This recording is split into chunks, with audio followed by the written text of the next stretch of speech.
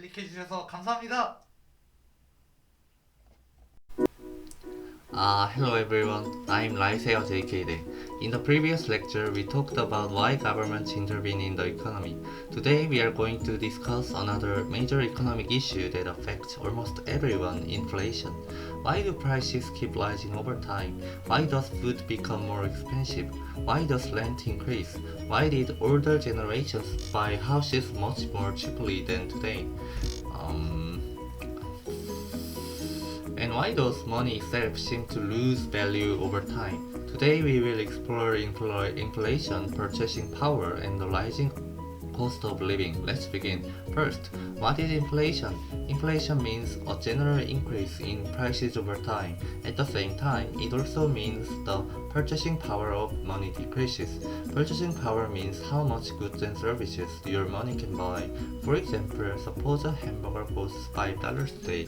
A few years later, the same hamburger costs $8. That means the value of money has fallen. Your money now buys less than before. This is inflation. Now, inflation does not mean every single price rises equally. Some prices rise faster, some rise more slowly. Some may even fall temporarily, but overall inflation means the average price level in the economy increases over time. So why does inflation happen? There are several reasons. One major reason is demand pull inflation.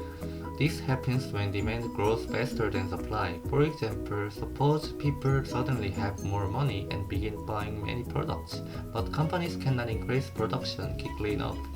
Too many people are chasing too few goods. As a result, prices rise. This is demand pull inflation. Another cause is cost push inflation. This happens when production costs increase. For example, if oil prices rise sharply, transportation becomes more expensive. Factories face higher costs, shopping costs increase, businesses raise prices, consumers eventually pay more. This is one reason global energy prices affect inflation around the world. Now let's talk about something extremely important, money supply. Governments and central banks can create more money. If too much money enters the economy too quickly, inflation may rise. Why? Because the amount of money increases faster than the amount of goods and services. Imagine this simple example. Suppose an island has 100 apples and $100. Now imagine the money supply suddenly becomes $1,000, but there are still only 100 apples. What happens? People compete for the same limited apples using more money. Prices rise. This is one reason economists carefully watch money supply and central bank policy. Now let's discuss central banks. A central bank is an institution that manages a country's monetary system. For example, the Federal Reserve in the United States, the European Central Bank, the Bank of Korea. Central banks often try to control inflation through interest rates. When inflation becomes too high, central banks may raise interest rates. Why?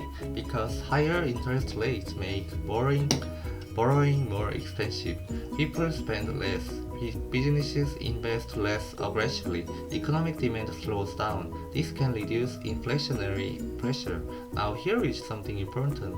Moderate inflation is usually considered normal in modern economies. In fact, many governments target around 2% annual inflation. Why? Because small inflation can encourage spending and investment. If prices rise slightly over time, people are less likely to endlessly delay purchases. Businesses also continue investing and hiring. However, high inflation is dangerous. When inflation becomes extreme, economies can become unstable. People lose trust in money itself. Savings lose value rapidly. Long-term planning becomes difficult. In extreme historical cases, countries experienced hyperinflation. For example, in some countries, prices doubled within days or even hours. People needed huge amounts of cash just to buy basic food. This shows how important price stability is for society. Now let's connect inflation to daily life. Many people feel inflation emotionally even before understanding the theory.